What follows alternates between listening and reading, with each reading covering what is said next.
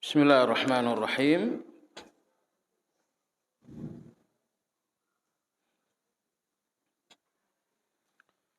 Assalamualaikum warahmatullahi wabarakatuh.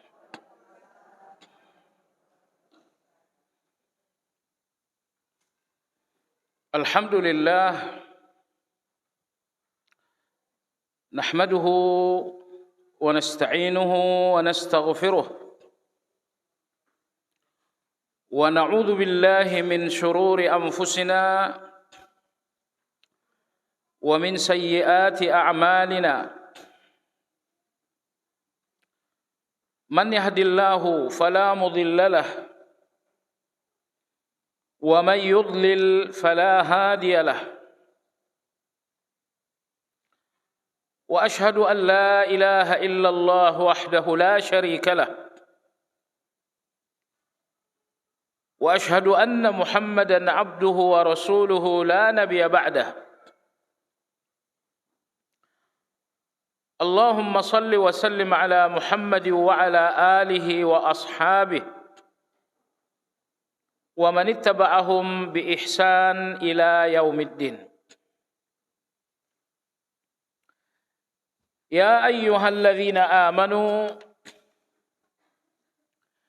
ittaqullaha haqqa tuqatih wa la tamutunna illa wa antum muslimun.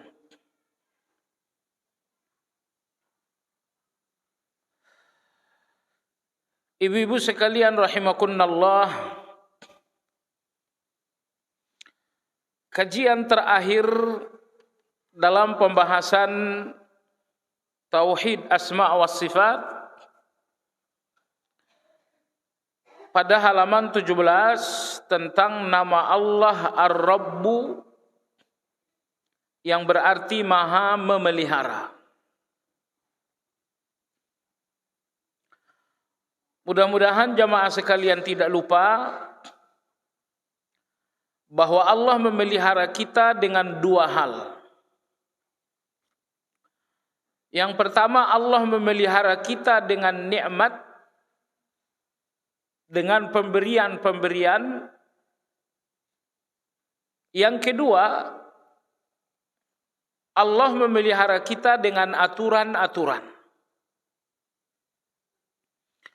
Allah memelihara kita dengan nikmat dan pemberian, dan yang kedua, Allah pun memelihara kita dengan aturan-aturan.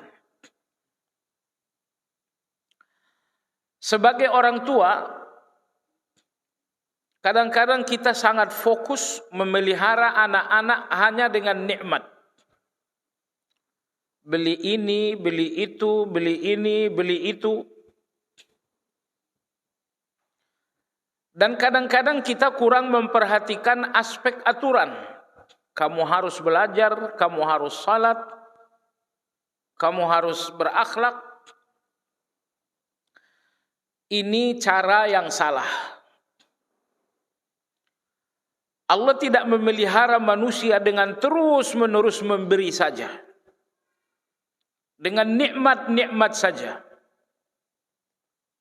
Tetapi bersamaan dengan nikmat yang tiada terhitung, Allah pun memelihara kita dengan aturan-aturan.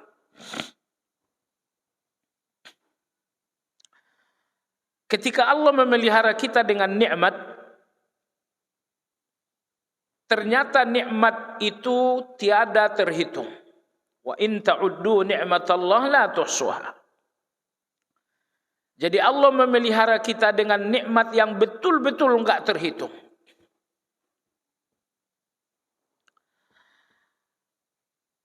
Kemudian ketika Allah memelihara kita dengan aturan, ada dua aturan Allah dalam memelihara manusia. Ini ulangan saja, ada di buku. Aturan yang pertama, Allah memelihara kita dengan aturan syar'i. Allah berfirman, wa aqimus salah. Allah berfirman wa atuz zakah. Allah berfirman hendaklah kalian berkata-kata baik, wa qulu linnasi husna. Allah berfirman hendaklah kalian bersikap tawadhu', yamshuna 'alal ardi haunan. Allah memelihara kita dengan aturan-aturan kauni, aturan-aturan syar'i. Lalu yang kedua, Allah memelihara kita dengan aturan-aturan kauni. Ada yang lahir, ada yang wafat. Ada yang sukses, ada yang gagal. Ada yang cantik, ada yang biasa-biasa saja. Ada yang cerdas, ada yang hanya sekedar standar saja. Allah berfirman dalam Al-Quran, nahnu qasamna bainahum ma'isyatahum fil hayatid dunya. Kamilah yang telah membagi-bagikan ma'isyah ini di tengah-tengah kalian. Ada yang diberikan kekayaan, tetapi ada yang dibiarkan dalam kemiskinan. Ada yang diberikan sukses, tapi ada yang dibiarkan oleh Allah dalam kegagalan. Wa rafa'na ba'dahum fawqa ba'din darajat. Kami memang sengaja membuat nasib kalian berbeda. Lihat takhidha ba'dukum ba'dan sukhriya, agar kalian saling membutuhkan. Sekiranya nasib kalian dibentangkan oleh Allah sama saja, semuanya kaya, semuanya pejabat, semuanya pintar, maka tidak akan terjadi interaksi di antara kita. Enggak akan terjadi hubungan saling membutuhkan. Maka Allah Azza wa Jalla dalam surat Az-Zukhruf tadi menegaskan, sengaja kami membuat nasib dan kehidupan kalian berbeda-beda agar terjadi interaksi saling membutuhkan. Kalau semuanya orang kaya, siapa yang kerja? Kalau semuanya pejabat, siapa yang jadi rakyat? Enggak akan terjadi roda politik, enggak akan terjadi roda sosial kita. Baik, jadi aturan Allah yang kedua, aturan kauni. Ada yang kaya, ada yang miskin, ada yang sehat, ada yang sakit, ada yang tua, ada yang muda, ada yang cantik, ada yang biasa-biasa aja. Ini semua aturan kauni. Aturan kauni ini lebih dikenal dengan nama takdir. Lebih dikenal dengan nama takdir. Inilah dua aturan Allah dalam memelihara manusia. Allah memelihara kita dengan nikmat. Yang kedua, Allah memelihara kita dengan aturan. Lalu ada dua aturan Allah pula dalam memelihara kita. Pertama, Allah memelihara kita dengan aturan syar'i, dan yang kedua, Allah memelihara kita dengan aturan kauni. Jemaah sekalian, sampai di situ hari ini insya Allah kita ingin melanjutkan halaman 18. Halaman 18.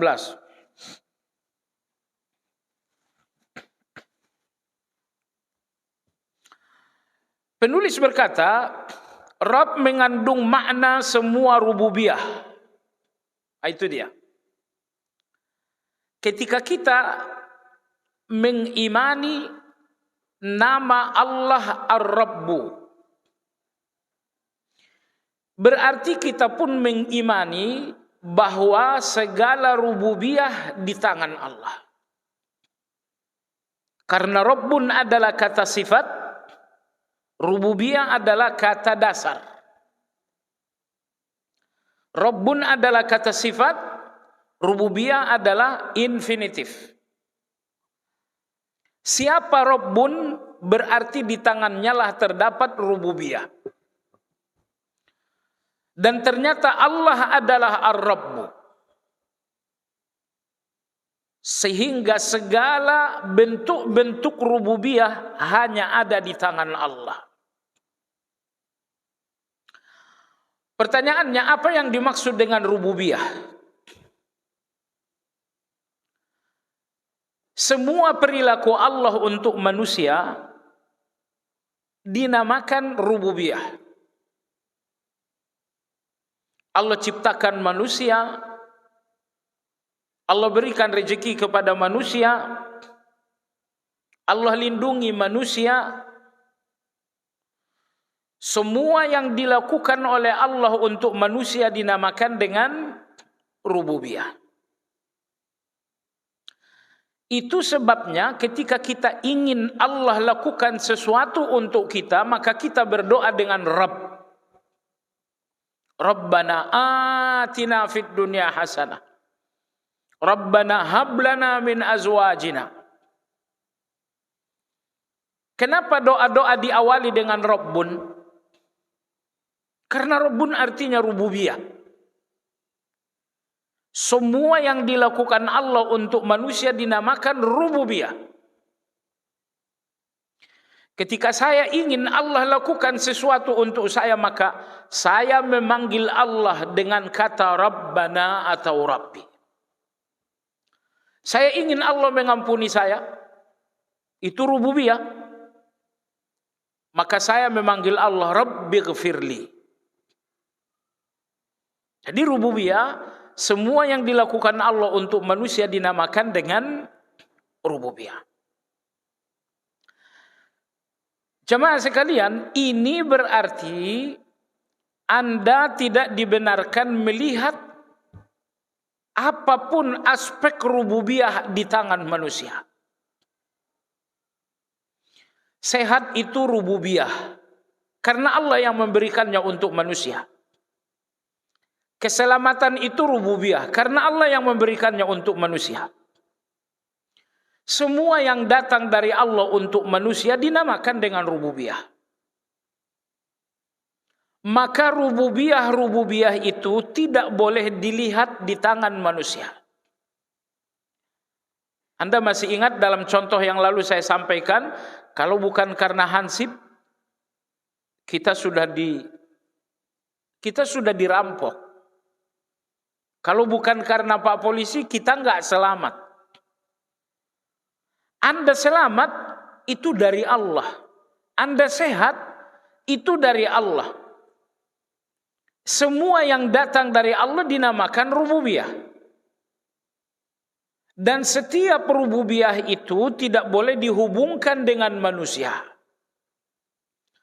Segala rububiyah yang dihubungkan dengan manusia namanya syirik. Kalau nggak ada dokter, mungkin pasien ini udah mati. Artinya pasien ini selamat oleh dokter, itulah rububiyah. Itulah syirik rububiyah itu. Karena Allah yang memberikan sehat, tapi ternyata yang disebut-sebut adalah dokter. Makanya lebih 30 kali di dalam surat Ar-Rahman Allah berfirman, "Fabi ayyi ala'i rabbikuma tukadziban." Nikmat Allah mana lagi yang kalian dustakan? Apa yang dimaksud mendustakan nikmat? Menghubungkan pemberian Allah dengan selain Allah. Allah memberikan kesehatan, tapi yang disebutkan adalah herbal-herbal. Ini mendustakan nikmat. Allah yang memberikan kecukupan dalam rezeki, tapi yang disebut adalah usaha dan bisnis-bisnis. Ini namanya mendustakan nikmat. Allah yang memberikan keselamatan, tapi yang selalu disebutkan adalah dokter. Ini namanya mendustakan nikmat. Maka tauhid itu adalah adil. Yang datang dari Allah, akui bahwa itu dari Allah. Dan syirik itu adalah zalim, karena yang datang dari Allah diakui dari manusia. Yang memberikan saya sehat adalah Allah. Tauhid itu adil, karena saya mengatakan saya sehat oleh Allah. Tetapi syirik itu adalah kezaliman, karena pemberian Allah justru dihubungkan dengan selain Allah. Saya sehat, lalu saya katakan karena dokter. Pemberian Allah tapi atas nama dokter. Disinilah kezaliman itu. Jemaah sekalian, itulah antara lain penafsiran fabi ayyi ala'i rabbikuma tukadziban. Dalam surat Wal-Adiyat ada satu, saya kira kita semua hafal surat ini. Kalla innal insana wal adiyati fal muriyati fal mughirati fa atharna bihi fa wasatna bihi innal insana li rabbih, sesungguhnya manusia terhadap Allah lakanud, ingkar. Apa yang dimaksud lakanud, ingkar? Yang dimaksud dengan ingkar dalam ayat, melupakan nikmat Allah dan selalu mengingat musibah dari Allah. Itulah lakanud. Selalu ingat dengan musibah yang datang dari Allah, tapi selalu lupa dengan nikmat yang datang dari Allah. Itulah lakanud. Dan perhatikan, berkali-kali Allah bersumpah sebelumnya. Wal adiyati dhabha, fal muriyati qadha. Setelah Allah bersumpah 1, 2, 3, 4 kali, apa yang ingin Allah sampaikan dengan 4 kali sumpah? Innal insana li rabbih lakanud.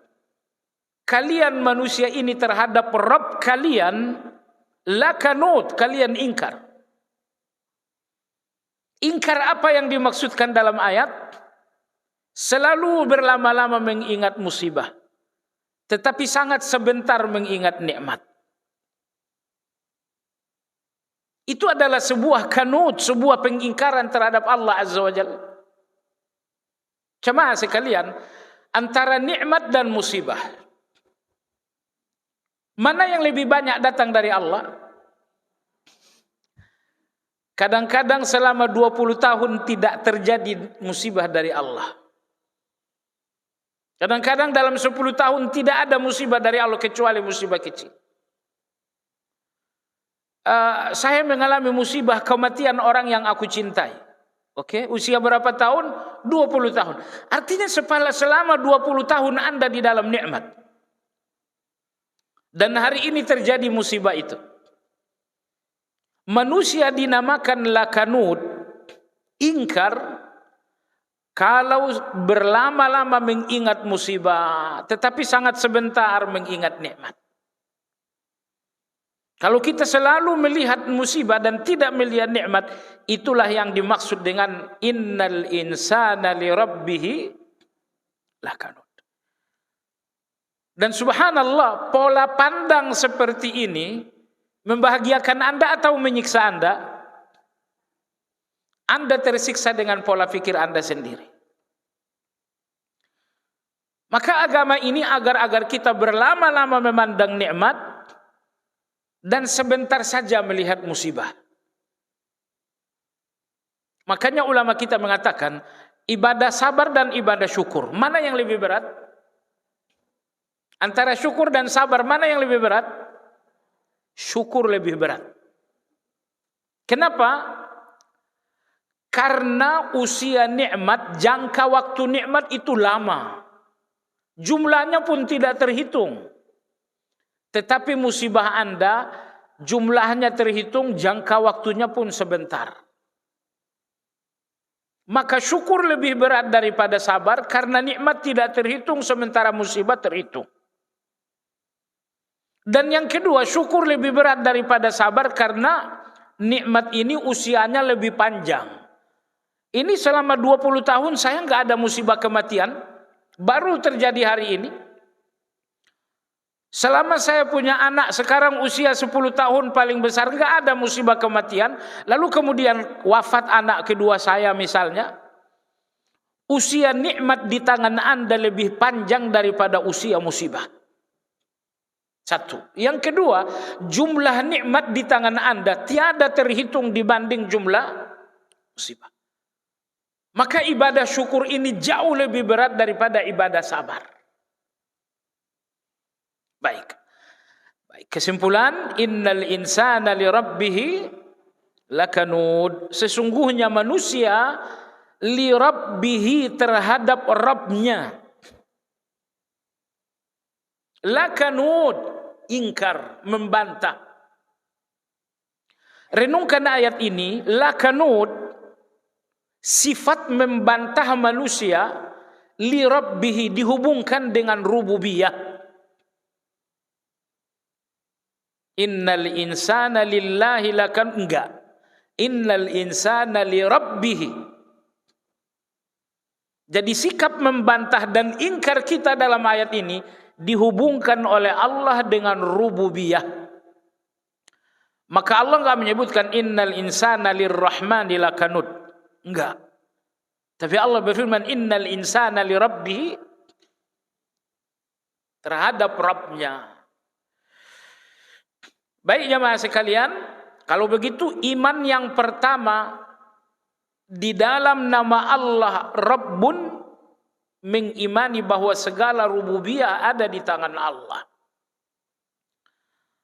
Maka hati-hatilah dalam berbicara. Karena bicara yang tidak hati-hati sering menjadi ketergelinciran di dalam syirik kecil. Coba kalau kamu nggak pinjamin uang, entah apa jadinya saya. Jadi Allah di mana? Coba kalau tidak ada polisi, apa jadinya dengan kami? Mungkin sudah dirampok, mungkin sudah dibunuh. Maka ada zikir-zikir sederhana. Ini bahkan sudah saya sampaikan. Ada zikir-zikir sederhana, tapi itu cukup untuk membuat Anda selamat dari syirik.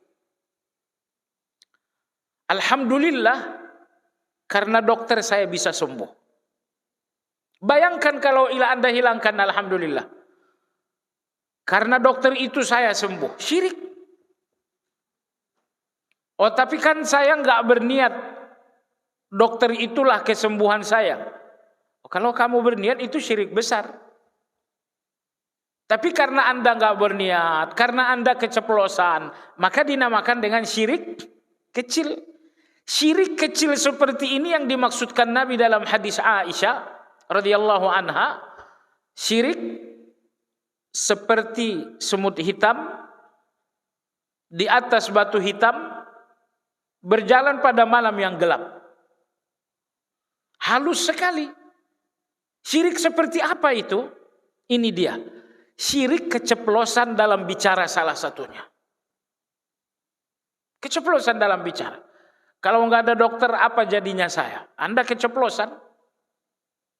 Maka agama mengajarkan kita zikir supaya kita terhindar dari syirik-syirik bagaikan semut kecil itu. Alhamdulillah karena ada dokter ini semuanya teratasi. Alhamdulillah polisi datang pada waktunya sehingga tidak ada yang korban. Jadi pada prinsipnya apapun yang Allah lakukan jangan ditutup-tutupi dengan nama-nama manusia. Sekali lagi, apapun yang Allah lakukan jangan ditutup-tutupi dengan peran-peran manusia. Polisi datang, lalu ini selamat. Sebetulnya yang menyelamatkan adalah Allah. Tapi apa yang Allah lakukan ini kadang-kadang kita tutup-tutupi dengan datangnya polisi, dengan datangnya dokter, dengan munculnya orang yang membantu. Nah, maka agar terhindar dari syirik kecil, syirik yang oleh Nabi disebutkan lebih kecil dari semut hitam, biasakan berzikir. Ya, alhamdulillah karena polisi tepat waktu nggak ada yang korban. Contoh kedua, saya datang ke rumah kamu nanti jam 2. Saya datang ke rumah kamu, itu rencana. Apakah saya betul-betul datang ke rumah kamu atau tidak, itu Allah yang menentukan. Saya berencana, ketentuan di tangan Allah Azza wa Jalla. Tapi kadang-kadang, walau kita yakin ketentuan ada di tangan Allah, yang lebih dominan adalah rencananya dalam ucapan. saya datang, jangan sampai nggak disiapin makan siang. Di mana Allah yang maha menentukan, ternyata Anda nggak sebut. Terjadi syirik rububiyah. Maka agama mengatakan ucapkan insya Allah. Saya datang ke rumah kamu, jangan sampai nggak disiapin makanan siang. Insya Allah. Begitu Anda ucapkan insya Allah, maka Anda selamat dari syirik rububiyah. Karena Anda sampai atau tidak sampai ke rumah, itu Allah yang menentukan, itu rububiyah. Tapi rububiyah ini tidak disebutkan kalau cuma ngomong tak, saya datang ke rumah kamu. Rububiyahnya enggak terasa. Tapi begitu Anda ucapkan, saya akan datang ke rumah kamu, insya Allah. Dengan Anda mengucapkan insya Allah, Anda sedang menyadarkan diri dan orang lain bahwa rencana Anda datang ke rumah tidak lepas dari rububiyah Allah. Maka begitu Anda ucapkan insya Allah, saya datang ke rumah kamu insya Allah, selamat dari syirik kecil. Tapi kalau tidak ada insya Allah, saya datang ke rumah kamu, pokoknya pasti. Nah, jemaah sekalian, jadi insya Allah ini lebih dari sekedar zikir, juga keselamatan dari syirik lafzi, dari syirik rububiyah, dari syirik yang tidak terasa. Anda lihat penampilan seorang anak kecil, usia 9 tahun, hafalan Qur'annya luar biasa. Anda benar-benar terperangah. Anda mengatakan luar biasa betul anak ini, nggak ada tandingannya sama sekali. Anak ini nggak luar biasa, yang luar biasa adalah Allah. Ucapan Anda berlebihan. Agama mengajarkan ucapkan Masya Allah. Masya Allah, anak ini luar biasa. Dengan mengucapkan Masya Allah, Anda selamat dari syirik sekecil semut hitam tadi. Maka kesimpulan, syirik sekecil semut hitam yang disebutkan Nabi alaihi salatu wassalam adalah syirik dalam bentuk keceplosan berbicara. Agar Anda selamat dari syirik seperti itu, biasakan ucapkan zikir untuk ucapan-ucapan yang pas. Anda terkejut, Anda terpesona dengan satu keindahan, ucapkan Masya Allah. Ya, Anda punya rencana, ucapkan insya Allah. Anda ditolong oleh siapapun, ucapkan Alhamdulillah. Saya ulangi, zikir-zikir ini walaupun sederhana, ternyata dia enggak sekedar zikir. Tapi dia adalah keselamatan dari syirik rububiyah yang kecil. Yang oleh Nabi disebutkan, sekecil semut hitam berjalan di atas batu hitam pada malam yang gelap. Baik jemaah sekalian yang saya hormati. Dalam hadis riwayat Imam Muslim, Nabi kita alaihi salatu wassalam menyebutkan bahwa insya Allah adalah asbab untuk mendapatkan kemudahan dalam satu rencana. Jadi kalau Anda merencanakan sesuatu dan Anda katakan insya Allah rencana Anda akan berjalan dengan baik. Rencana Anda enggak akan menemukan kendala. Karena mengucapkan insya Allah untuk satu rencana menyebabkan rencana ini menemukan kemudahan dari Allah Azza wa Jalla. Dalilnya adalah hadis riwayat Imam Muslim. Nabi SAW bercerita, Nabi Sulaiman suatu malam berkata, saya akan hubungan badan dengan istri saya yang berjumlah 100 orang malam ini. Dan hasil hubungan badan itu akan saya buat pasukan elit untuk berjihad fisabilillah. Jibril yang mendengarkan ucapan Nabi Sulaiman mengatakan, wahai Sulaiman, ucapkan insya Allah. Ternyata Nabi Sulaiman lupa. Apa yang terjadi? Hubungan badan dengan 100 istri Nabi Sulaiman alaihissalam, satu pun tidak ada yang berhasil.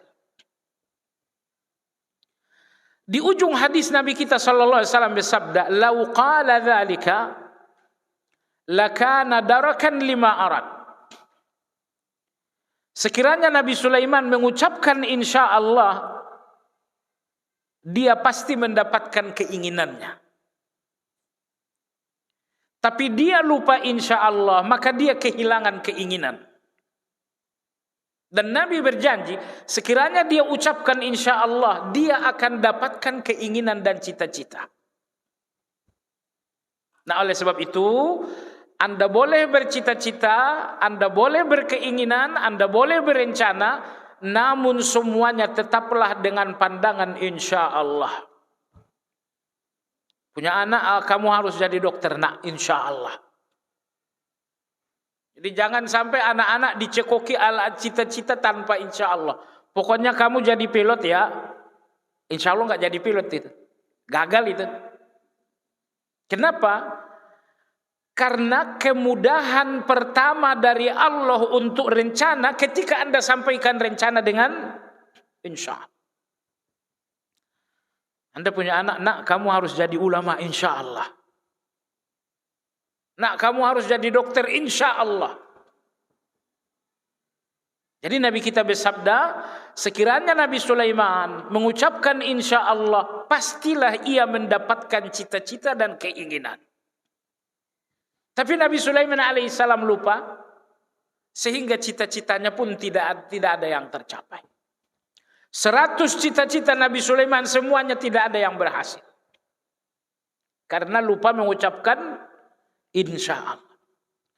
Dan tidak tertutup kemungkinan ibu-ibu sekalian, ada banyak keinginan Anda yang kandas, yang gak berhasil. Mungkin keinginan ini tidak disertai dengan insya Allah. Baiklah. Kita lanjutkan. Rabb mengandung semua makna rububiyah. Jadi keimanan kita terhadap Asmaul Husna Ar-Rabb, bahwa kita mengimani segala rububiyah di tangan Allah. Dengan bahasa yang sederhana saya ingin katakan, semua keinginan Anda adalah rububiyah Allah. Saya ingin sembuh Anda itu rububiyah Allah. Rububiyah artinya pemeliharaan Allah.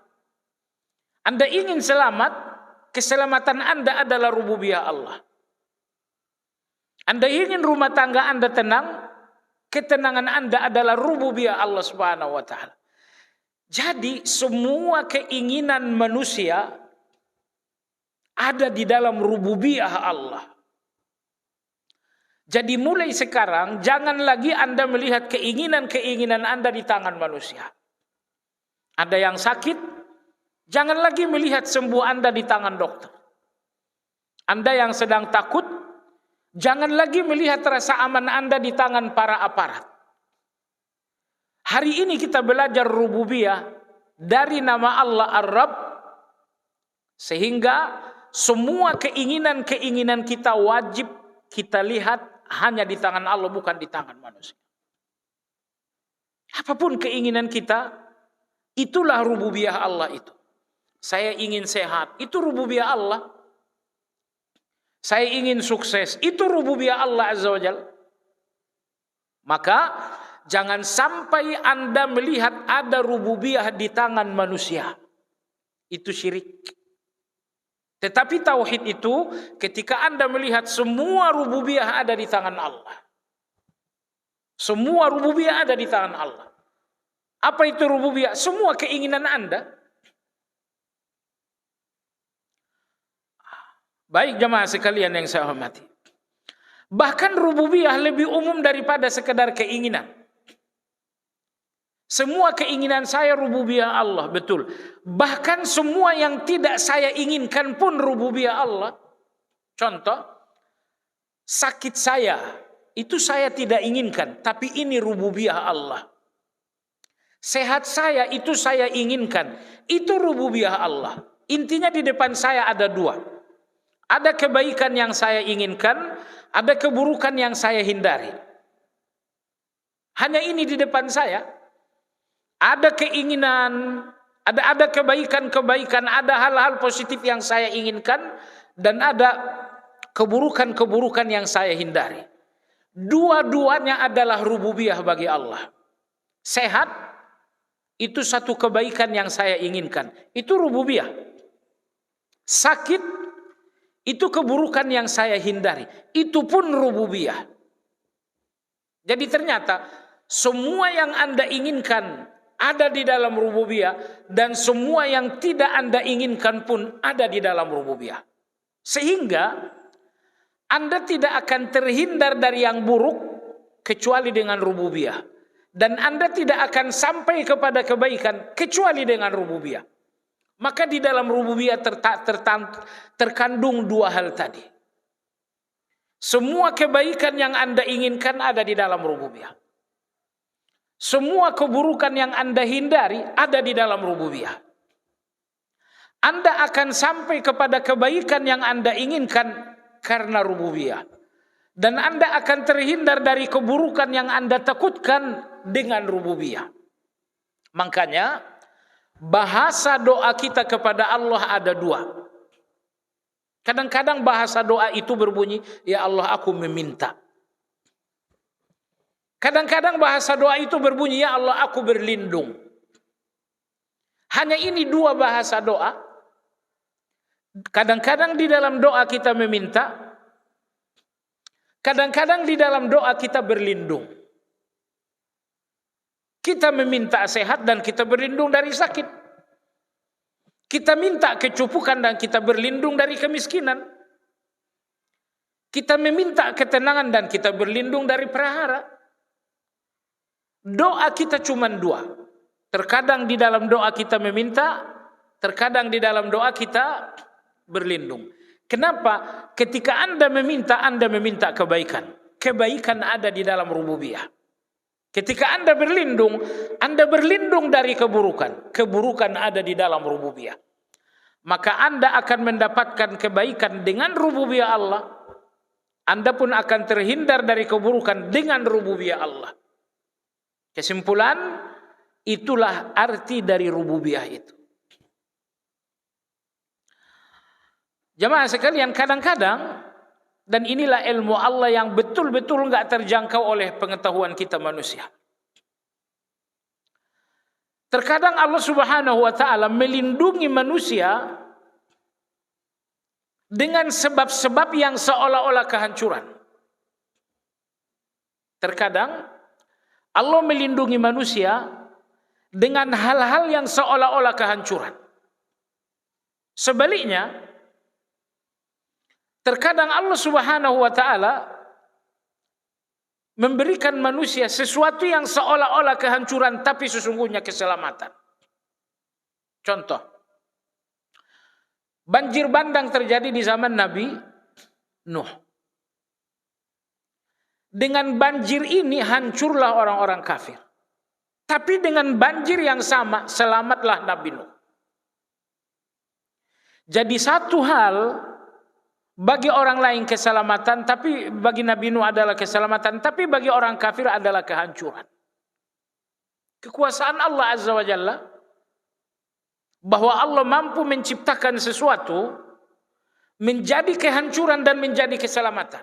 Padahal satu, banjir ini bagi orang-orang kafir kehancuran, tapi bagi Nabi Nuh alaihi salam justru keselamatan. Kekuasaan Allah Azza wa Jalla, bahwa Allah mampu menciptakan sesuatu dengan dua dimensi. Sesuatu ini kehancuran, tapi sesuatu ini pun keselamatan. Kenapa? Karena Allah rububiyah, karena Allah Subhanahu wa taala Maha Kuasa. Maka kita ketika melihat Allah, memahami Allah, kita melihat dan memahami Allah dengan kemahakuasaan. Allah Maha Kuasa. Apa maksud Maha Kuasa? Allah melakukan sesuatu yang gak bisa dilakukan siapapun. Itulah kuasa. Amerika bikin pesawat, itu bukan kekuasaan, karena orang lain juga bisa bikin pesawat. Amerika membuat armada laut yang luar biasa, itu bukan kekuasaan, karena negara lain pun bisa membuat armada yang luar biasa. Tapi Allah menciptakan seekor nyamuk. Itu kekuasaan, karena tidak ada yang bisa menciptakan itu. Apakah ada satu teknologi yang bisa menciptakan semut, menciptakan nyamuk? Gak ada. Maka nyamuk betapapun kecil dinamakan kekuasaan, karena gak ada yang bisa mencontoh dan menyaingi. Tapi pesawat terbang, betapapun besar, betapapun mengagumkan, tidak dinamakan kekuasaan, karena banyak yang bisa mencontoh. Baik. Selanjutnya, tidak satu pun yang menyertai Allah dalam hal itu, baik manusia ataupun malaikat, bahkan semuanya berada di bawah rububiyah dan pemeliharaan Allah. Rububiyah, tidak ada kekuasaan manusia dalam rububiyah. Ikhtiar manusia di dalam rububiyah ada, tapi kekuasaan tidak. Contoh, rezeki itu rububiyah atau bukan? Iya, rezeki itu rububiyah. Di dalam rezeki tidak ada kekuasaan manusia, yang ada hanya ikhtiar. Maka Anda bisa berikhtiar untuk mendapatkan rezeki, tapi ikhtiar Anda bukan kekuasaan. Sehingga banyak orang yang berikhtiar ujung-ujungnya bangkrut. Kenapa? Karena ikhtiar itu bukan kekuasaan. Misalnya Anda siapkan modal yang besar, Anda libatkan tenaga ahli yang sangat banyak untuk satu ikhtiar, ujung-ujungnya gagal juga. Kenapa? Karena kekuasaan itu di tangan Allah. Di tangan manusia hanya ada ikhtiar, dan ikhtiar beda dengan kekuasaan. Kekuasaan itu nggak pernah gagal. Adapun ikhtiar bisa gagal, bisa sukses. Sebab itu, apapun ikhtiar yang sedang Anda jalankan, ingat, ini hanya ikhtiar, bukan kekuasaan. Sehingga ikhtiar ini boleh jadi nanti akan gagal. Kadang-kadang kita melihat ikhtiar kita ini satu kekuasaan. Sehingga begitu ikhtiar kita gagal, kita kecewa sekali. Mestinya dari awal Anda sadar bahwa ikhtiar Anda adalah ikhtiar. Ikhtiar Anda bukan kekuasaan yang wajib berhasil. Ikhtiar Anda bisa berhasil, bisa tidak. Karena ikhtiar Anda adalah ikhtiar. Nah, di sini penulis mengatakan tidak satu pun makhluk Allah yang memiliki kekuasaan rububiyah. Malaikat, manusia, jin, tidak ada yang memiliki kekuasaan rububiyah. Karena semuanya di dalam rububiyah Allah. Malaikat di dalam rububiyah Allah. Jin di dalam rububiyah Allah. Mereka di dalam rububiyah dan bukan pemilik rububiyah. Karena malaikat bukan pemilik rububiyah, justru malaikat di dalam rububiyah Allah, maka jangan meminta kepada malaikat. Jin, mereka di dalam rububiyah Allah, bukan pemilik rububiyah, maka jangan meminta kepada jin.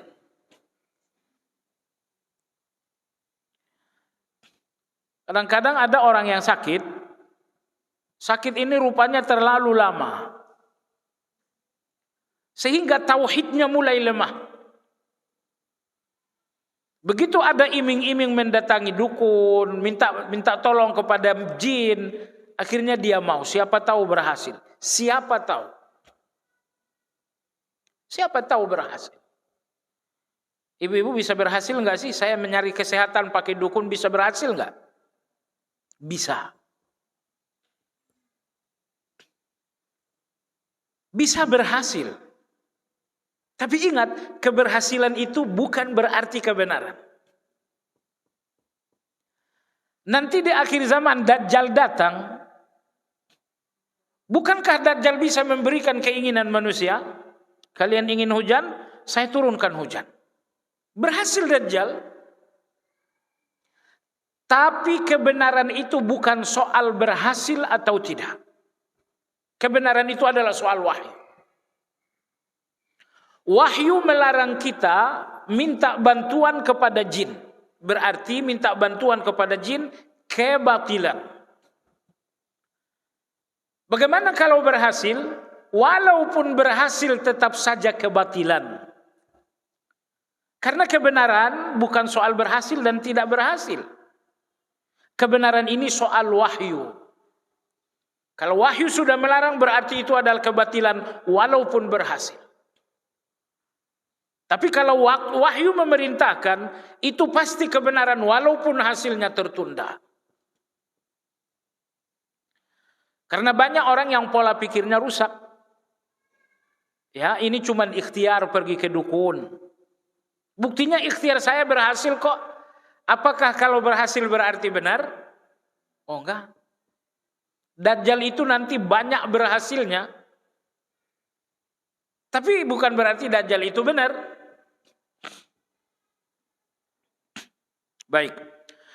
Semuanya tunduk dan patuh terhadap kemuliaan dan keagungannya, maka tidaklah pantas bagi siapapun menjadikan tandingan, saingan dan sekutu bagi Allah dalam hal ibadah dan uluhiyah. Jadi di sini penulis ingin mengatakan semua yang Anda dapatkan dari Allah, Anda dapatkan dari rububiyah, dan terhadap rububiyah itu Anda punya tanggung jawab, yaitu uluhiyah. Apa yang dimaksud uluhiyah? Uluhiyah adalah ibadah.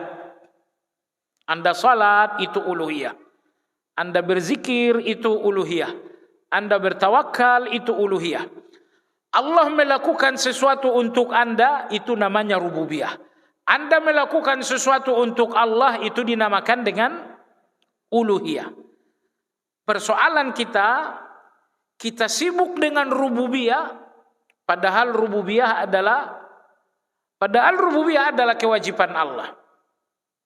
Sementara kita mengabaikan uluhiyah, padahal uluhiyah itulah yang menjadi kewajiban kita. Ini terbalik. Yang seharusnya kita sibuk dengan kewajiban kita, yaitu uluhiyah, dan adapun rububiyah serahkan kepada Allah. Serahkan kepada Allah Azza wa Jalla. Dan Masya Allah dalam banyak Al-Quran, dalam banyak hadis,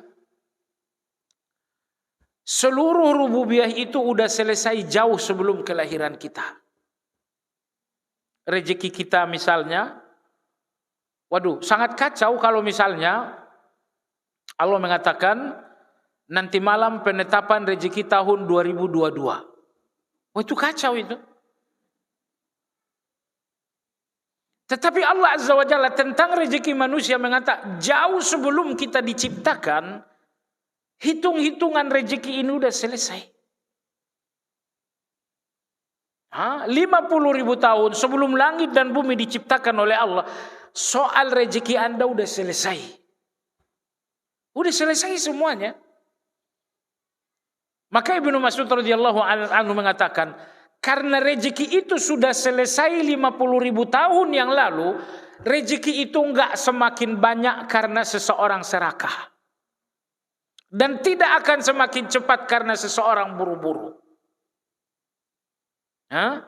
Karena udah selesai. Rezeki Anda udah selesai. Saya serakah dia semakin banyak? Enggak. Saya buru-buru dia semakin cepat? Tidak. Semuanya akan datang sesuai ketetapan itu. Tidak menjadi cepat karena Anda buru-buru, dan tidak makin banyak karena Anda serakah. La yajurruhu hirsu haris, wa la yadfa'uhu karahiyatu karih, kata Ibnu Mas'ud. Rezeki itu tidak semakin cepat karena keserakahan, dan rezeki itu pun tidak terlambat karena ada orang yang benci. Seluruh dunia benci Anda dapat rezeki. Apakah rezeki itu lantas terlambat? Itu kata Ibnu Mas'ud radhiyallahu an. Rezeki enggak semakin cepat dengan keserakahan, dan tidak akan terlambat dengan kebencian walau seluruh dunia benci. Masalah kita jamaah sekalian, kita enggak mau tenang padahal udah selesai. rezeki kalian, kata Allah udah selesai. Kita nggak tenang juga. Jadi jamaah sekalian, Allah Subhanahu wa taala berfirman dalam surat Ar-Rum, Allahul ladzi khalaqakum, tsumma razaqakum, tsumma yumitukum, tsumma yuhyikum. Allah yang telah menciptakan kalian, dan Allah pula yang telah menetapkan rezeki kalian. Kemudian Allah yang akan mematikan kalian, kemudian Allah akan menghidupkan kalian. Ketika Allah berbicara rezeki, Allah gunakan kata kerja masa lampau. Allah yang telah menetapkan rezeki kalian. Jadi rezeki itu udah selesai. Masalahnya kita nggak mau tenang dengan sesuatu yang udah selesai. Allah Subhanahu wa taala Al-Alim, Maha mengetahui. Kalau Allah Maha tahu, apakah ada keputusan Allah yang salah? Gak akan ada yang salah. Jadi Allah telah putuskan rezeki kita begini-begini. Apakah ada yang salah? Enggak ada yang salah. Baik. Poin yang kedua, halaman 18, penulis berkata, siapa saja yang mengenal Allah sebagai pemelihara dari semua yang memelihara, niscaya ia tidak akan mencari selain Allah sebagai pemelihara baginya. Kalau Anda tahu, yang memelihara semua yang memelihara adalah Allah. Ada anak, yang memelihara anak adalah orang tuanya. Lantas siapa yang memelihara orang tuanya? Allah. Ada rakyat. Siapa yang memelihara rakyat? Aparat. Lantas siapa yang memelihara aparat? Allah. Jadi banyak manusia-manusia yang memelihara, tapi pada ujungnya yang memelihara itu adalah Allah. Seorang ibu memelihara anak, tapi ibu ini Allah yang pelihara. 3 tahun lalu di Depok ada seorang ibu menyusui anaknya. Ternyata ibu ini ketiduran. Apa yang terjadi? Dia menyusui anak sambil rebahan, sambil miring, ketiduran. Akhirnya dia berbalik menindih anak. Akhirnya anaknya mati. Perhatikan, ini anak mati justru di dalam kasih sayang ibunya. Ibu menyayangi, tapi subhanallah di dalam kasih sayang itu anak ini bisa meninggal, bisa wafat. Karena manusia punya kelemahan, manusia sering khilaf. Ini ibu ini jelas dia khilaf, dia punya kelemahan itu. Ya, maka oleh sebab itu semua yang memelihara dipelihara oleh Allah Azza wa Jalla. Kalau begitu mintalah pemeliharaan dari yang sesungguhnya Maha memelihara, yaitu Allah Subhanahu wa taala. Makanya ketika Nabi Ibrahim alaihissalam akan dibuang ke dalam kobaran api, ketika itu Jibril menawarkan jasa. Jibril mengatakan, wahai Ibrahim, kalau engkau mau, saya bisa memadamkan api ini. Tapi Ibrahim alaihissalam tahu bahwa betapapun Jibril ingin melindungi, tapi Jibril ini juga dilindungi. Dilindungi oleh Allah. Maka Nabi Ibrahim mengatakan, wahai Jibril, aku tidak membutuhkan kamu, tapi aku membutuhkan Allah. Ya, aku tidak membutuhkan Jibril, tapi aku membutuhkan Tuhannya Jibril. Kalau Anda di posisi malaikat, di posisi Nabi Ibrahim alaihissalam, apa yang Anda lakukan? Api telah dikobarkan, ya, api besar. Karena api ini konon baru padam 40 hari 40 malam berikutnya. Anda akan dibuang ke dalam kobaran api. Tiba-tiba Jibril datang menjumpai Anda. Jibril mengatakan, gimana kalau dipadamin? Oh, kalau kita bilang, kenapa kamu terlambat? Begitu dalam situasi yang sangat darurat, kita melihat ada solusi dari manusia, kita langsung lupa dengan Allah Azza wa Jalla. Itulah kita. Gitu kan? Dan apa yang sedang dicontohkan oleh Nabi Ibrahim, betapa daruratnya situasi Nabi Ibrahim, karena ini soal hidup dan mati, dan ketika itu ada satu solusi yang luar biasa, yaitu Jibril. Tapi dalam situasi yang sangat darurat, ternyata Nabi Ibrahim tidak lupa dengan Allah Azza wa Jalla. Dia mengatakan, Jibril, saya butuh Allah, bukan kamu.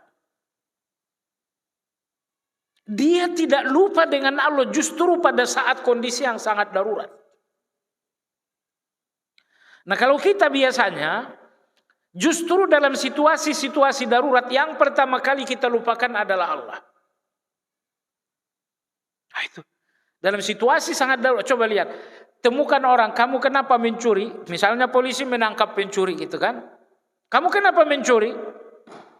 Oh, istri saya butuh uang persalinan dalam kondisi nanti malam harus dibawa ke dokter untuk proses kelahiran. Saya nggak punya uang, maka saya mencuri. Rata-rata orang dalam keadaan darurat justru lupa dengan Allah Azza wa Jalla. Padahal ini yang dicontohkan Nabi Ibrahim. Dalam keadaan darurat di mana nyawa Nabi Ibrahim terancam dan tidak ada solusi kecuali Jibril, namun Nabi Ibrahim alaihissalam tetap enggak lupa dengan Allah Azza wa Jalla. Ini pelajaran tauhid yang besar untuk kita. Betapapun nanti atau esok Anda berada dalam situasi yang sangat darurat, jangan sampai situasi darurat itu Anda melihat selain Allah. Kita sudah belajar rububiyah hari ini, bahwa dalam keadaan yang sangat darurat Allah sedang melihat kesetiaan kita kepada Allah Azza wa Jalla. Banyak orang justru dalam keadaan darurat yang pertama kali hilang dan hancur adalah kesetiaan dengan Allah. Yang ini dalam keadaan darurat uang, istri mau melahirkan, akhirnya dia mencuri. Dalam keadaan darurat dia hilang kesetiaan dengan Allah Azza wa Jalla. Baik. Dan siapa saja yang meridhoinya, niscaya ia akan mencicipi manisnya iman. Ini ayat berikut, hadis berikut, satu neraca, satu standar. Standar apa? Nabi SAW bersabda, "Dzaqa ta'mal iman." Akan terasalah manisnya iman. Bagi siapa? Man radiya billahi rabba. Orang yang ridho Allah sebagai Rabb. Wa bil islami dina. Islam sebagai agama, Muhammad sebagai Rasul. Ibu yang saya hormati, ada beberapa janji-janji ampunan Allah dalam keseharian.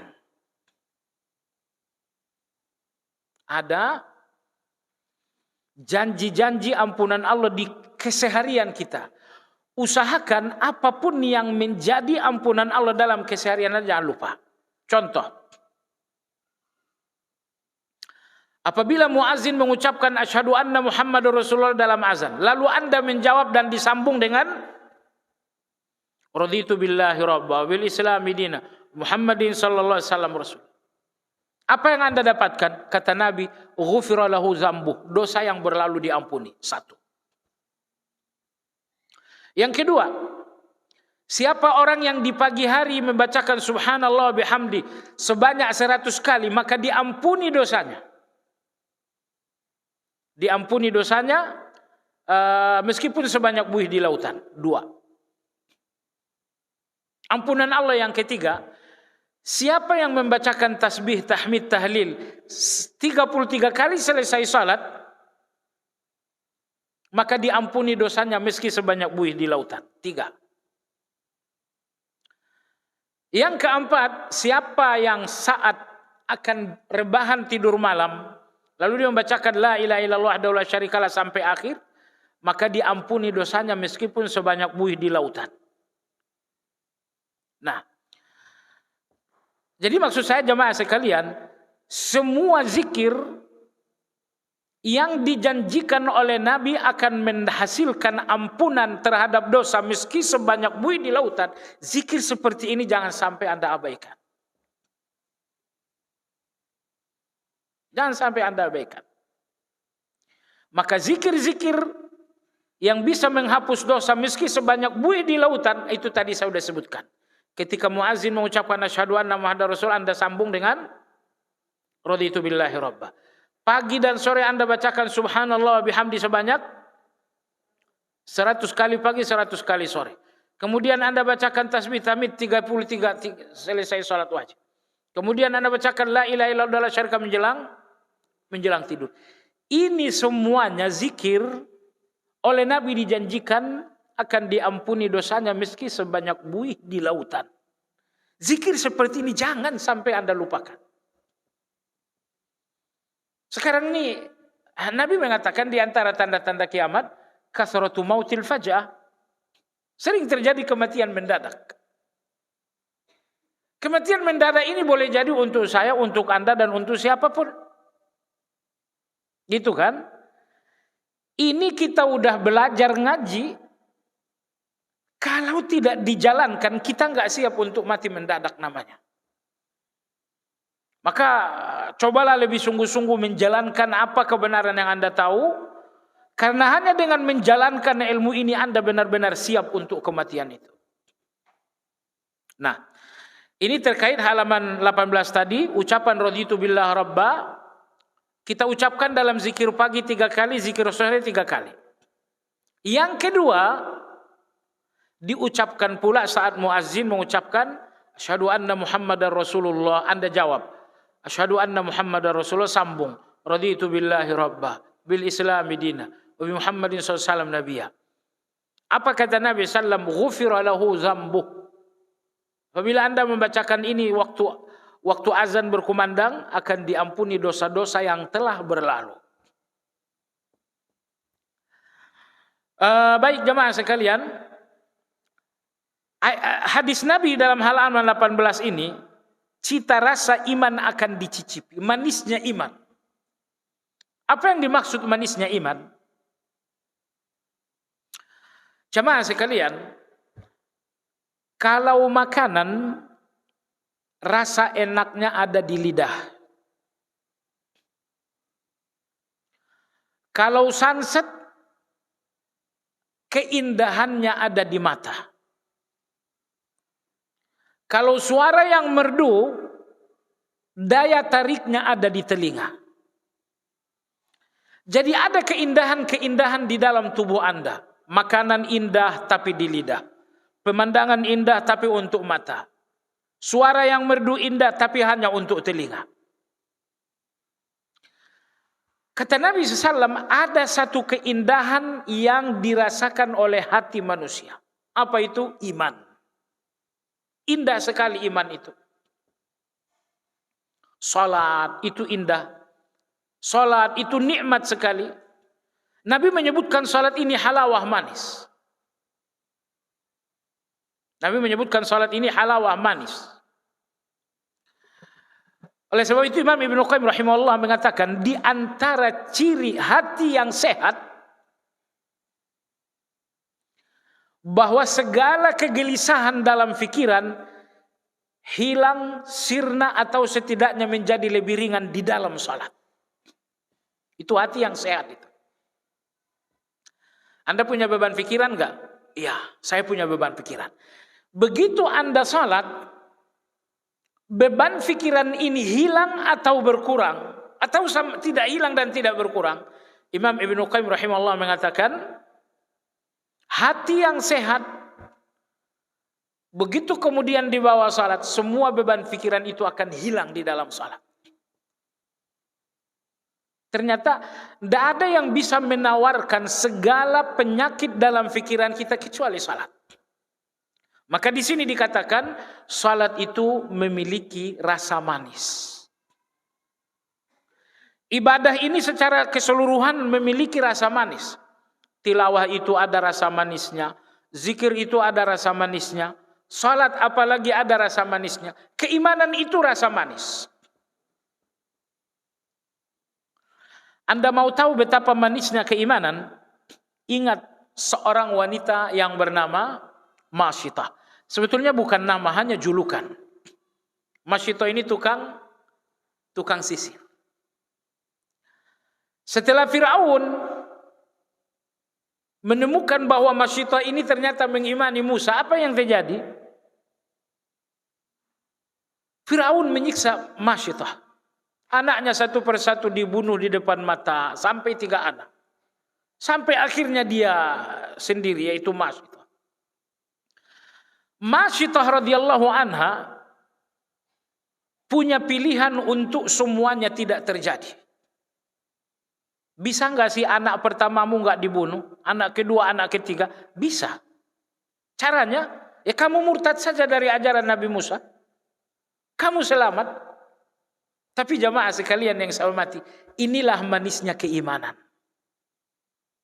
Inilah manisnya keimanan ketika Masyitah merelakan kematian anak 1, anak 2, anak ketiga. Ini semua karena manisnya keimanan itu. Jadi nggak terasa lagi. Kematian itu sakit. Kematian itu menderita. Tapi sakit dan menderitanya kematian semuanya larut dalam manisnya iman. Orang-orang yang mati syahid, mereka akan berperang, mereka akan terluka, dan mungkin mereka akan mati. Kalau mereka mati, istri yang boleh jadi baru dinikahi akan jadi janda. Anak yang baru saja lahir akan menjadi anak yatim. Oh, itu pertimbangan-pertimbangan yang sangat berat. Tapi keimanan ini memiliki rasa manis. Sehingga kalau Anda bertanya, apa yang membuat syuhada itu rela dengan kematian syahid mereka? Halawatul iman, karena iman itu manis. Apa yang membuat Masyitah rela dengan pilihan yang sangat ekstrim itu?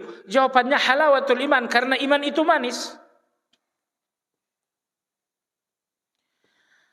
Jadi innalil imani la halawah, begitu kata ulama. Iman itu memiliki rasa manis.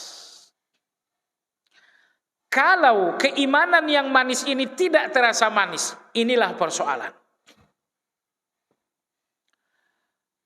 Jadi bandingannya begini. Madu itu manis. Kalau madu yang manis tidak lagi manis, berarti Anda sakit. Semakin sakit Anda semakin buruk, maka madu yang manis ini enggak cuma sekedar hambar tapi terasa pahit. Semakin sakit Anda semakin parah, madu ini enggak cuma hambar, enggak cuma pahit, tapi membuat Anda muntah. Jadi inilah 3 tingkatan penyakit. Penyakit ringan membuat madu yang manis tidak terasa manis. Penyakit yang parah membuat madu yang manis justru terasa pahit. Penyakit semakin parah membuat madu yang manis enggak sekedar hambar, enggak sekedar pahit, tapi justru membuat muntah. Begitulah keimanan jamaah sekalian yang saya hormati. Salat bagi orang yang berhati bersih manis luar biasa.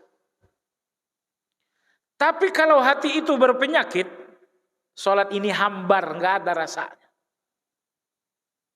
Kalau penyakit hatinya lebih parah lagi, salat ini justru terasa pahit. Penyakit hatinya semakin parah lagi, salat ini justru enggak sekedar pahit lagi, justru membuat muntah. Coba Anda lihat, banyak suami istri bercerai gara-gara salat. Istri bilang, kita cerai aja, kamu enggak pernah salat. Dan suami rela cerai asalkan tidak salat.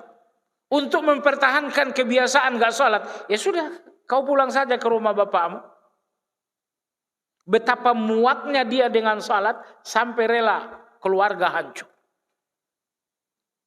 Nah, maka jamaah sekalian, kenali hati Anda sehat atau sakit dengan cara lihatlah hati Anda dengan iman. Apakah hati ini selalu merasakan manisnya iman? Atau hati ini justru merasakan iman itu pahit? Atau justru hati ini merasakan iman itu memuakkan? Maka Syekhul Islam Ibn Taimiyah menulis satu risalah kecil, judulnya Amradul Qulub, artinya deteksi dini penyakit-penyakit hati. Kalau Anda ingin melihat deteksi dini penyakit hati Anda, lihat hubungan hati itu dengan ibadah. Kadang-kadang ibadah hati kita merasakan manisnya salat. Tapi ketika hati ini berhadapan dengan tilawah, ternyata enggak manis. Oh, ternyata penyakit Anda ada dalam tilawah. Mungkin antara hati dengan salat tidak ada penyakit. Antara hati dengan tilawah pun tidak ada penyakit. Tapi ketika misalnya harus zikir pagi, zikir sore, masih ada malas. Itu penyakit. Karena hati ini merasa pahit sesuatu dengan rasa malas. Hati ini muak dengan sesuatu dengan rasa malas. Baik. Kata Nabi SAW dalam hadis ini, untuk seseorang mencicipi manisnya iman, nomor 1, radhiya billahi rabba. Anda harus ridho terhadap segala rububiyah. Semua rububiyah Allah ada di dalam ridho Anda. Allah turunkan hujan, Anda ridho. Terjadi banjir bandang, Anda ridho. Penghasilan yang biasanya bagus sekarang justru kekurangan, Anda ridho. Kemarin kita bersama dengan orang yang dicintai dan sekarang berpisah, Anda ridho. Ketika Anda selalu ridho dengan rububiyah, kata Nabi, inilah penyebab pertama Anda rasakan manisnya keimanan. Jadi enggak aneh gitu ya, ketika ada orang salat, Allahu Akbar, salat. Salat tuh mulai dari takbir, ditutup dengan salam, tidak ada rasanya sama sekali. Enggak ada rasa manis, enggak ada rasa lezat, enggak ada rasa hangat. Selesai sholat ternyata kita mulai bicara, ternyata keluhan-keluhannya banyak. Orang-orang yang banyak mengeluh ini orang-orang yang tidak ridho dengan rububiyah. Semua kehidupan rububiyah dari Allah Azza wa Jalla. Ketika Anda keluhkan kehidupan itu berarti Anda keluhkan rububiyah itu. Anda yang mengeluhkan rububiyah Allah dengan mengeluhkan kehidupan, Allah akan menghukum Anda melalui hati Anda. Bahwa Anda enggak akan mencicipi manisnya iman. Imam Ibnu Qayyim rahimahullah ta'ala mengatakan, di dunia ini ada surga. Orang yang tidak memasuki surga itu di dunia, maka dia pun tidak akan memasuki surga di akhirat. Di akhirat ada surga, Anda tahu itu.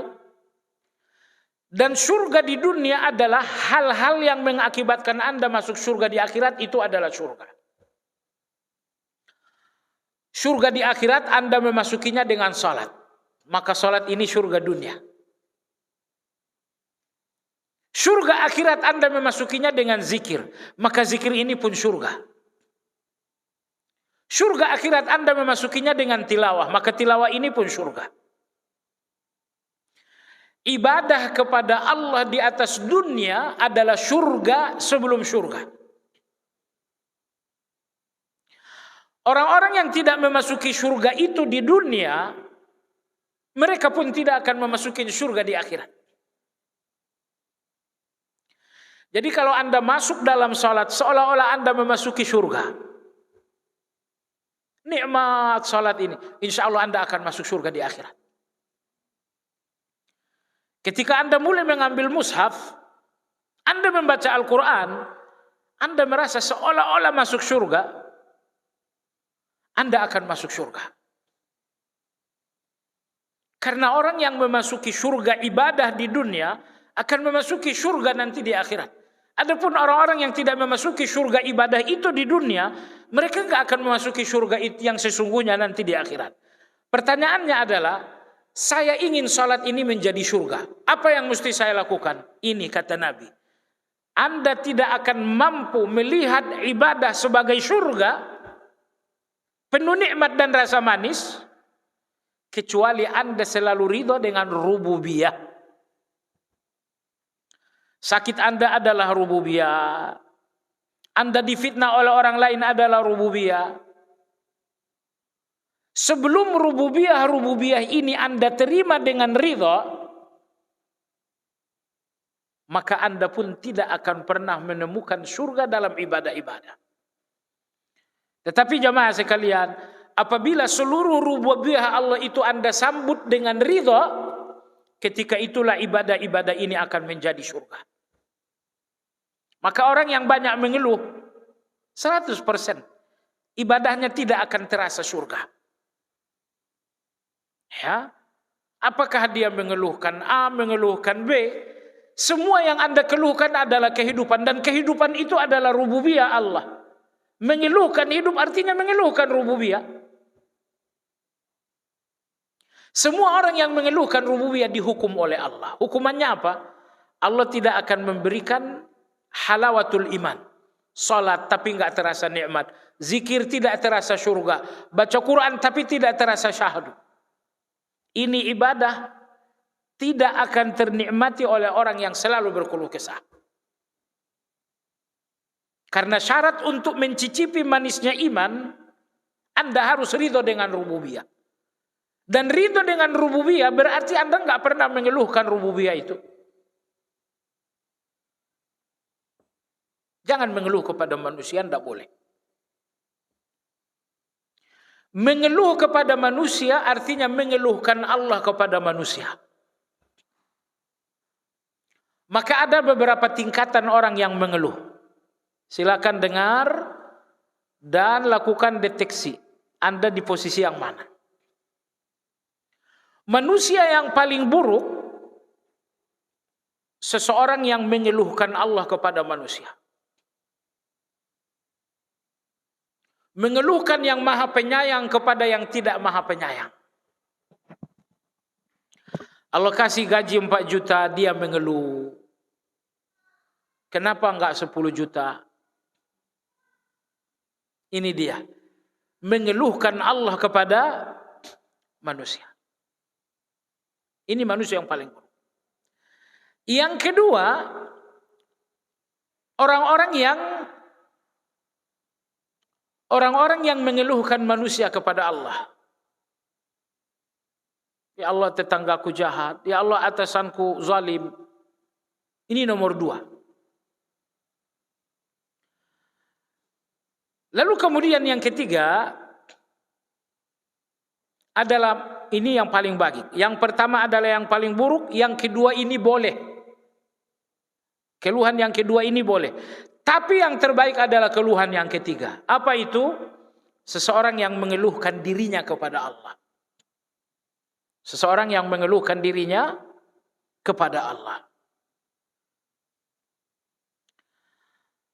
Jadi yang pertama mengeluhkan Allah kepada manusia, yang kedua mengeluhkan manusia kepada Allah, yang ketiga adalah mengeluhkan diri sendiri kepada Allah. Anda keluhkan manusia kepada Allah artinya Anda masih sibuk dengan manusia. Di titik ini terasa sesuatu yang tidak baik, walaupun tidak haram. Tapi ketika Anda mengeluhkan diri Anda kepada Allah, terasa bahwa Anda mulai sibuk dengan diri Anda. Dan orang-orang yang selamat itu adalah orang-orang yang sibuk dengan dirinya sehingga enggak punya waktu berpikir tentang orang lain. Keluhkan diri Anda kepada Allah Azza wa Jalla. Saya kira cuma satu keluhan kita kepada Allah, dosa. Nabi Adam alaihi salam diusir dari surga. Diusir dari surga. Kemudian seseorang di PHK. Mana yang lebih sakit itu? Si fulan ini gaji sebulannya 500 juta di PHK. Nabi Adam diusir dari surga. Mana yang lebih sakit? Jelas Nabi Adam lebih sakit. Tapi Nabi Adam tidak berpikir untuk mengeluhkan iblis kepada Allah. Ya Allah, ini gara-gara iblis. Enggak. Apa yang dilakukan Nabi Adam? Mengeluhkan dirinya kepada Allah. Rabbana zalamna anfusana wa illam taghfir lana wa tarhamna lanakunanna minal khasirin. Kalau model kita nih, iblis inilah yang habis-habisan kita keluhkan. Ya Allah, ini gara-gara iblis, ini gara-gara iblis. Lalu kapan gara-gara kamu? Nabi Adam alaihissalam tidak sibuk dengan iblis. Dia mengeluhkan diri, Rabbana zalamna anfusana. Wa illam taghfir lana wa tarhamna lanakunanna minal khasirin. Nabi Yunus alaihissalam berada dalam perahu, dibuang, ditelan oleh ikan di dasar lautan. Apakah itu lebih buruk atau penderitaan Anda lebih buruk? Penderitaan Anda kanan kiri masih bisa membantu. Tapi Nabi Yunus dalam perut ikan di dasar laut, kekuatan siapa yang bisa membantu? Di dalam penderitaan kita selalu mengeluh. Lalu apa yang menjadi keluhan Nabi Yunus? Mengeluhkan dirinya kepada Allah. Inni kuntu, ya Allah, saya ini memang banyak dosa. Dan Nabi SAW dalam hadis Abu Bakar mengajarkan kita doa untuk selalu mengeluhkan diri di depan Allah. Allahumma inni zalamtu nafsi zulman katsira. Ya Allah, aku telah berbuat zalim dengan zalim yang sangat banyak. Orang-orang beriman biasanya enggak mengeluhkan dunia. Tapi mereka mengeluhkan hubungan dengan Allah. Ya Allah, uangku sedikit. Ini jarang keluhan orang-orang beriman seperti ini. Ya Allah, gajiku kurang. Itu jarang. Orang-orang beriman selalu mengeluhkan hubungan dengan Allah. Ya Allah, sesungguhnya aku telah zalim dengan kezaliman yang banyak. Wala yaghfiru dzunuba illa anta, dan tidak ada yang mengampuni seluruh kezaliman banyak ini kecuali Engkau. Ada satu kisah Israiliyat. Menyampaikan kisah Israiliyat dibenarkan, tapi tidak wajib diyakini, juga tidak wajib didustakan. Dengarkan dan maknanya pelajari. Israiliyat seperti ini. Israiliyat artinya kejadian yang terjadi di tengah-tengah Nabi terdahulu, Nabi Musa atau Nabi Isa. Suatu hari atau suatu masa terjadi bencana kekeringan yang buruk di tengah Bani Israel. Akhirnya Nabi Musa alaihissalam mengajak mereka semua keluar ke tengah lapang, ke tengah Sahara untuk minta hujan. Entah berapa ratus ribu yang turun ke lapangan untuk istisqa, minta hujan kepada Allah Azza wa Jalla. Kemudian Allah Subhanahu wa taala berfirman kepada Nabi Musa, "Wahai Nabi Musa, seseorang di antara kalian ada yang telah maksiat kepada aku selama 40 tahun. Sebelum orang ini keluar dari rombongan, hujan tidak akan turun. Suruh dia keluar, niscaya akan kuturunkan hujan. Orang tersebut jangan ada di tengah-tengah kalian." Nabi Musa alaihissalam berkata, "Ya Allah, bagaimana aku menyuruhnya keluar dengan teriakan, padahal jumlah sangat banyak seperti ini. Suaraku enggak mampu." Allah mengatakan, "Berteriak saja, nanti aku akan membuatnya sampai kepada telinga semua orang." Nabi Musa alaihissalam berteriak. Dia mengatakan, di antara kalian ada seseorang yang maksiat kepada Allah selama 40 tahun. Sebelum orang ini keluar, hujan tidak akan turun. Maka Nabi Musa mengatakan, saya mohon kepada yang bersangkutan segera tinggalkan rombongan ini. Ternyata enggak ada yang keluar. Nabi Musa alaihissalam mengulangi pengumuman. Saudara-saudara sekalian, di tengah-tengah kalian ada seseorang yang maksiat kepada Allah selama 40 tahun. Sebelum dia keluar, maka Allah tidak akan menurunkan hujan. Jadi mohon kepada yang bersangkutan segera tinggalkan rombongan ini. Tiba-tiba ada seorang laki-laki mengambil burnus. Burnus itu kupluk. Jadi dia rupanya pakai baju, ada kupluk belakang. Maka dia tarik baju kupluk ke depan, dia tutup kepala. Kemudian dia Allah Maha tahu. Allah Maha mendengar. Laki-laki ini mengatakan, ya Allah, aku orangnya. Ya Allah, aku orangnya.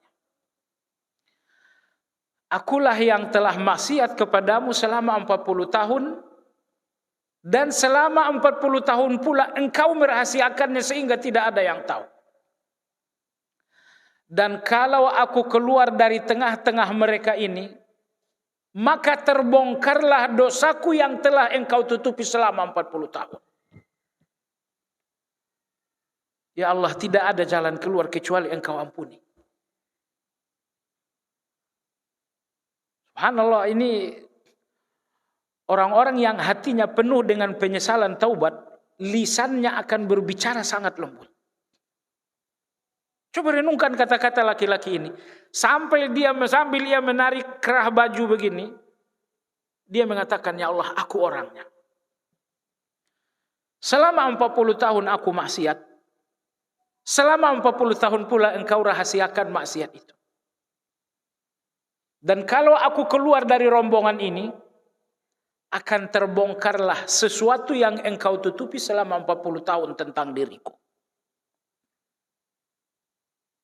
Ya Allah, tidak ada jalan keluar kecuali engkau ampuni aku sekarang juga.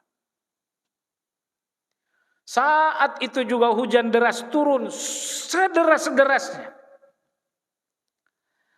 Nabi Musa alaihissalam bertanya, ya Allah, pendosa 40 tahun itu belum keluar. Kenapa hujan ini turun padahal belum ada yang keluar?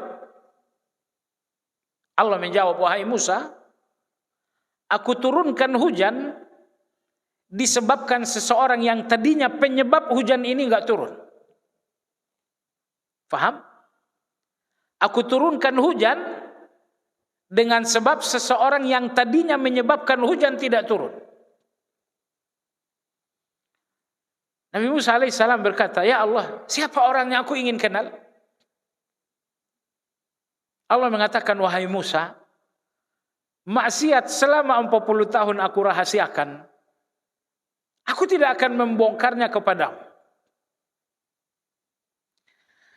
Nah, jadi maksud kita jamaah sekalian yang saya hormati, perhatikan bagaimana dosa, bahkan dosa satu orang bisa menjadi malapetaka bagi banyak orang.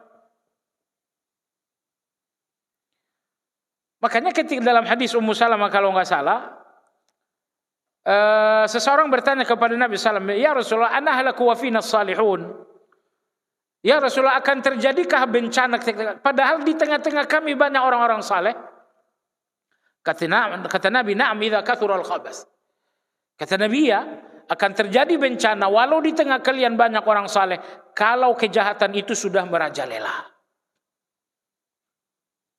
Jadi kalau kejahatan sudah merajalela, maka orang-orang saleh ini tidak lagi pertimbangan bagi Allah untuk tidak terjadi azab.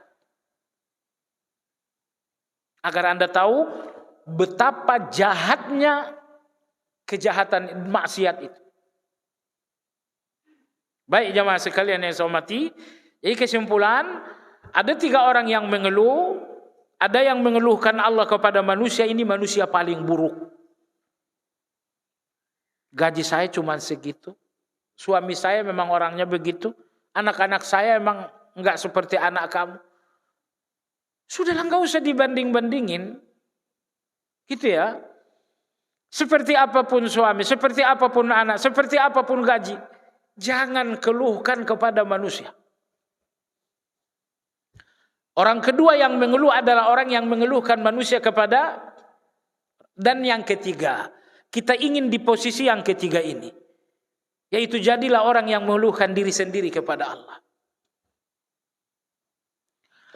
Kalau Anda bertanya, keluhan terbaik seorang hamba untuk Allah, jawabannya adalah sayyidul istighfar. Anda baca pagi, Anda baca sore. Sayyidul istighfar yang Anda bacakan dengan hati yang dalam, itu sudah cukup menjadi keluhan di depan Allah Azza wa Jalla. abu'u laka bi ni'matika alayya wa abu'u bi dzambi. Ya Allah, aku mengakui segala nikmat-Mu. Aku pun mengakui segala dosaku. Aku mengakuimu dengan nikmat dan aku mengakui diriku dengan dosa. Faghfirli, maka berikan aku ampunanmu. Fa innahu la yaghfiru dzunuba illa, karena enggak ada yang mengampuni aku kecuali Engkau. Aku punya ibu, tapi ibuku tidak akan mengampuni dosaku. Aku punya ayah, namun ampunan untuk dosaku tidak ada pada ayahku. Aku punya anak-anak yang menyayangiku, tapi ampunan untuk dosaku tidak ada pada anak-anak yang menyayangiku. Ampunan untuk dosa-dosaku hanya di tangan-Mu, tidak di tangan siapapun. Keluhkan kepada Allah. Keluhan, cuma satu keluhan kepada Allah, itu keluhan dosa. Wallahu ta'ala alam. Jadi di sini halaman 18, kapan seseorang merasakan manisnya iman? Ketika ia telah ridha dengan rububiyah. Sebelum Anda ridha dengan rububiyah, Anda tidak akan pernah mencicipi manisnya ibadah. Salat enggak akan manis, tilawah enggak akan manis. Kenapa? Anda masih enggak ridha dengan rububiyah. Buktinya keluhan-keluhan Anda panjang lebar. Halaman 19, wajib bagi seorang hamba bersikap baik dalam memelihara yang pemeliharanya berada di bawah tanggungannya, maka hendak ia menyempurnakan segala urusannya dan segala hal yang terkait dengan kemaslahatannya. Allah mengamanahkan kepada kita memelihara, anggap anak-anak. Dan Allah pun memelihara kita. Allah memelihara kita dengan seluruh kebaikan-kebaikannya, maka kita pun harus memelihara siapapun dengan segala kebaikan-kebaikan kita. Allah berfirman dalam Al-Quran, wa ahsin kama ahsanallahu ilaik. Bersikap baiklah kepada orang lain, sebagaimana Allah pun bersikap baik kepada Anda. Setiap sikap baik Anda kepada orang lain, menjadi penyebab sifat baik Allah kepada Anda. Masya Allah. Kadang-kadang memaafkan orang yang jahat itu sangat berat. Tapi hidup ini adalah keadilan Allah. Betapapun hari ini begitu berat memaafkan orang lain, berjuang untuk melakukan itu. Kenapa? Mungkin 2 bulan, 2 tahun yang akan datang, Anda akan melakukan kesalahan fatal, dan Anda sangat butuh maaf dari orang lain. Dan ternyata semua orang lain lapang dada untuk memaafkan Anda. Ketika Anda temukan jiwa-jiwa yang selalu lapang untuk memaafkan Anda, ini adalah hasil bahwa Anda pun selalu berjiwa lapang untuk memaafkan orang lain. Tapi kalau Anda tipe orang yang pendendam, gak mudah memaafkan orang lain, esok akan ada orang-orang dendam yang tidak akan memaafkan Anda juga. Hidup ini berjalan, mengalir, tidak diam dalam satu keadaan. Saatnya Allah ini Anda diuji oleh Allah dengan kesalahan orang lain, untuk Anda beri maaf kesalahan itu.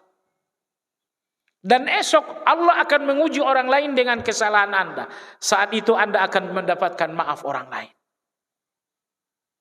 Nah, maka di sini beliau mengatakan Allah telah bersikap baik dalam memelihara semua yang, maka hendaknya kita pun bersikap baik kepada semua yang wajib kita pelihara.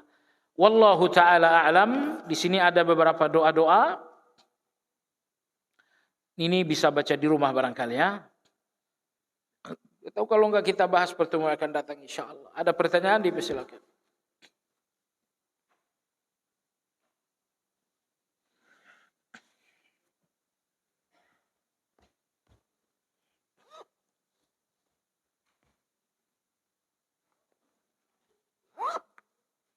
La haula wala quwwata illa billah. Bismillah.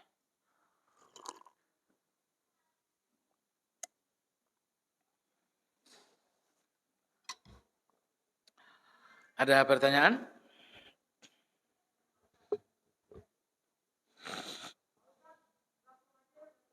Boleh, boleh.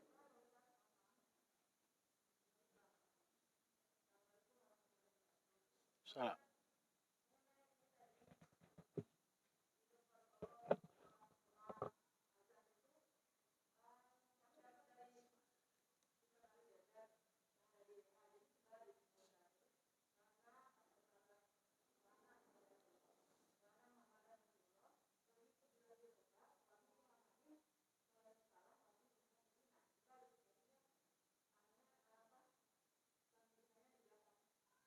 Enggak masalah.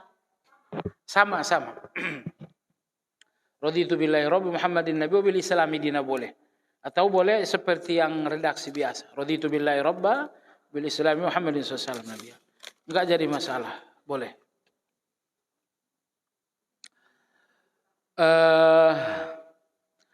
Jika pada waktu sujud dalam salat kita berdoa dengan doa-doa yang ada dalam Al-Quran, apakah harus ditambah sebutan Allahumma agar tidak sama dengan ayat Al-Quran? Misalnya ada kata Rabbana atau Rabbi ditambah Allahumma Rabbi, atau seharusnya? Bukan keharusan. Bahkan apa redaksi Al-Quran tidak usah dirubah. Misalnya Anas radhiyallahu anhu berkata, di antara doa yang sering dibacakan Nabi adalah Rabbana atina fid dunya hasanah sampai akhir. Ketika saya bacakan dalam sujud, haruskah saya tambahkan Allahumma? Tidak. Bahkan sebaiknya jangan ditambah. Itu saya baca Al-Quran namanya dalam sujud? Enggak. Enggak dinamakan baca Quran. Karena baca Quran itu diawali dengan isti'azah. Dan yang kedua, Anda tidak ada niat baca Quran sama sekali. Yang ada adalah niat untuk berdoa. Maka walaupun ini dari Al-Quran, ketika niat membacanya adalah doa, maka dia adalah doa. Dan sebaiknya tidak perlu ditambah dengan Allahumma, agar keberkahan redaksi Al-Quran itu tetap utuh.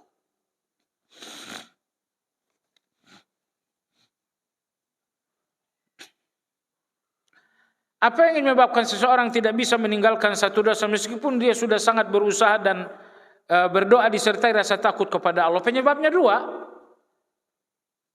Penyebab yang pertama, karena Anda sering menggunjing dosa orang lain. Dosa orang lain yang sering menjadi gunjing dan gibah Anda, penyebab utama Anda nggak akan lepas dari dosa Anda. Ya. Dan yang lebih buruk lagi, dosa orang lain yang sering jadi gunjing dan gibah Anda, dalam waktu yang tidak lama akan jatuh menjadi dosa Anda juga. Tangga sebelah namanya Fulana, sebut nama. Ada apa dengan dia? Selingkuh. Enggak lama lagi Anda akan selingkuh. Enggak lama lagi Anda akan selingkuh. Imam Ibnu Qayyim rahimahullah mengatakan, orang yang berhati bersih ketika melihat dosa orang lain, pertama dia gelisah, seolah-olah dia yang jatuh ke dalam kesalahan itu. Ya, Anda lihat orang lain berbuat, ini orang masih doyan pinjaman-pinjaman rentenir. Orang yang berhati bersih, kata Ibnu Qayyim, melihat dosa orang lain dengan hati yang gelisah, seolah-olah dia yang jatuh kepada dosa itu. Tapi sebaliknya, hati yang kotor melihat kesalahan orang lain dengan rasa gembira dan cemooh. Oh, ini masih rentenir aja, padahal Anda melihat kesalahan orang lain disertai dengan gunjing, disertai dengan cemooh, insya Allah nggak lama lagi Anda akan jatuh. Jadi penyebab pertama, dosa Anda nggak pernah selesai, nggak pernah bisa ditinggalkan, karena Anda masih sering menggunjing dosa orang lain.